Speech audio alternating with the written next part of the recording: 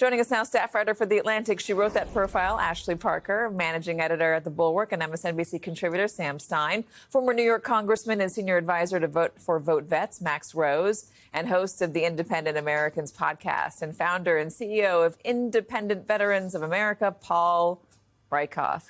Ashley, it's such a pleasure to read your writing when you get to do things like profiles, because I love the way you write. It's so vivid.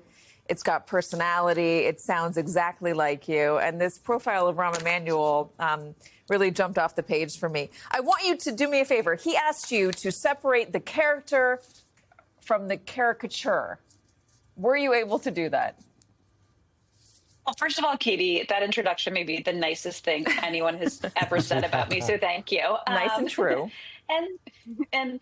And I hope so. I mean, that was kind of the goal of my profile of Rahm Emanuel. There is this caricature of him that exists, of this guy who jumps on tables and also stabs knives into tables and has screaming tirades and is relentless and is a total micromanager. And you see that in my piece. You know, he tries to tell me how I should write the profile, what I should include. At one point, I realized he was re-reporting my reporting. So he would call me to say he'd talked to someone I'd talked to and they'd said something really interesting that he thought would be a good detail in my piece. So that's certainly the caricature, although that is part of him. And the character, which again, I hope comes through, is somebody who is both a political and a policy animal, that he has served all three living Democratic presidents. He's been in every major victory, defeat, compromise, negotiation, controversy of the Democratic Party for the past 30 years. He has a lot of real policy ideas. They're laced with politics because his view is you can't do the policies you want if you don't win. And that's what he's trying to offer the country. You ask, is Rahm what the party needs or whom the party wants to leave behind? And I did an informal poll myself among a bunch of folks I know about what they think about Rahm Emanuel. And it was, I don't even want to say it was split. A lot of folks said, yeah, this is exactly what we need. We need someone who's just going to be blunt and authentic. And other folks said, why are we talking about Rahm Emanuel? He's not a progressive. He's not a Bernie Sanders ally. And isn't it clear that the party has moved in that direction? So what's your sense of it? So again, I think it truly depends who you talk to. And I talked to all manner of people who offered all range of opinions. I will say Rahm would say that he actually is quite progressive. I know progressives will argue with that, but he will point to actual policies, from raising the minimum wage to Chicago being one of the first cities to sue Big Pharma over opioids, to really placing an emphasis on education, where he would say that he sort of gets things done in a centrist way, but in service of progressive politics. And so I think one thing that will be interesting is he often says, this is in my piece, sound is not always fury. There is definitely a huge portion of the base who, maybe not huge, there's a very loud portion of the base, we'll see how huge it is, that does not like him. And the question is, are they just loud, or are they representative of the majority of the people whose support you need to win to get through a Democratic primary?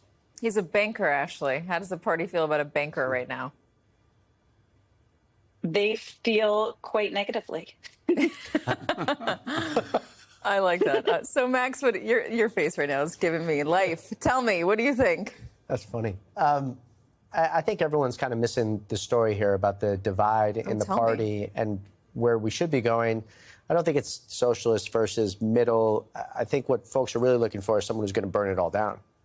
And Rahm Emanuel is calling himself a fighter, but I don't think he's yet put out any vision for how he intends on truly burning it all down and meeting Trump and Trumpism with real fire.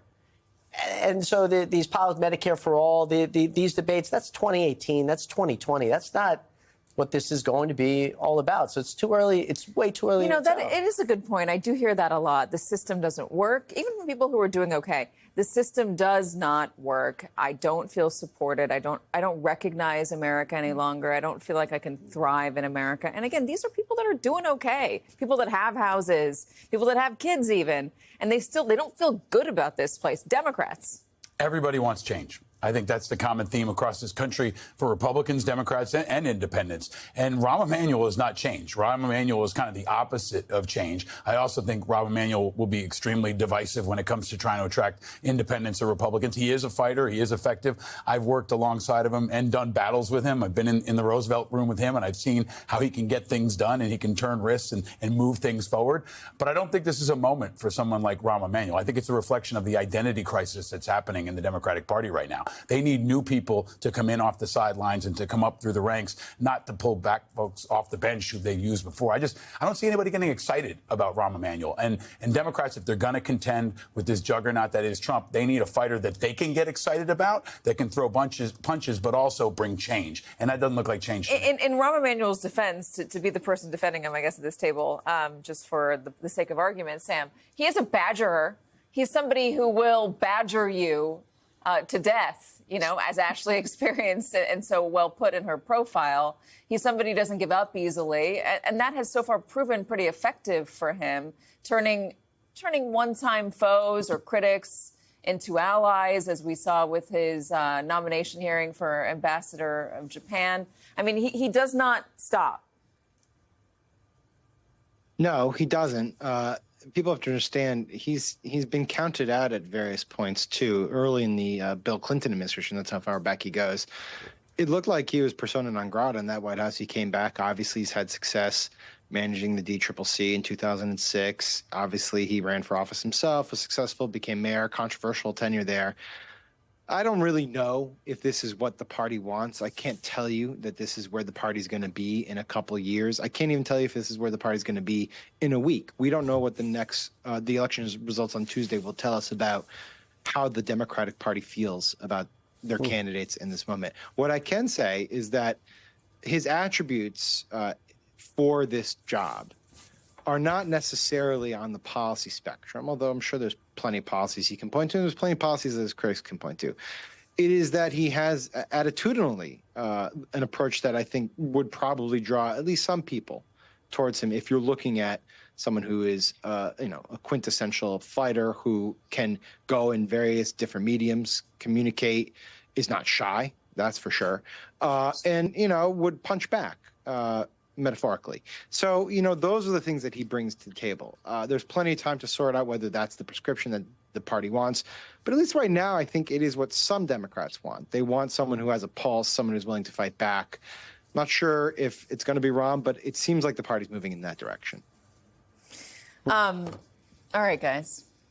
Do you think he's like Andrew Cuomo? Someone who was effective, someone who did get stuff done, but somebody, he paints himself as a fighter, was a fighter, certainly, against Donald Trump during COVID. No. So is he the same person? He's hated, though, so far. No one's like Andrew. No one's like Andrew Cuomo. But, when we talk about burning it all down, I'll give you some examples, right? Of things he could be saying, because this is not a policy conversation more, this is cultural. Who's going to use public funds to build a statue of Donald Trump and Epstein standing together? Who's going to turn this ballroom into affordable housing? Who's going to call for the investigation of and arrest of everybody who was involved in these extrajudicial killings of Venezuelans or those on boats near Venezuela? Who's going to call for, unless Apple actually turns back on the ICE app, all FTC, FCC efforts that they are undergoing in the next Democratic administration will be immediately rejected? Things like that that are bold, crystal clear, and not talking about process and what we used to do, that's what people are looking for. I don't know. I wonder if it's that or affordability.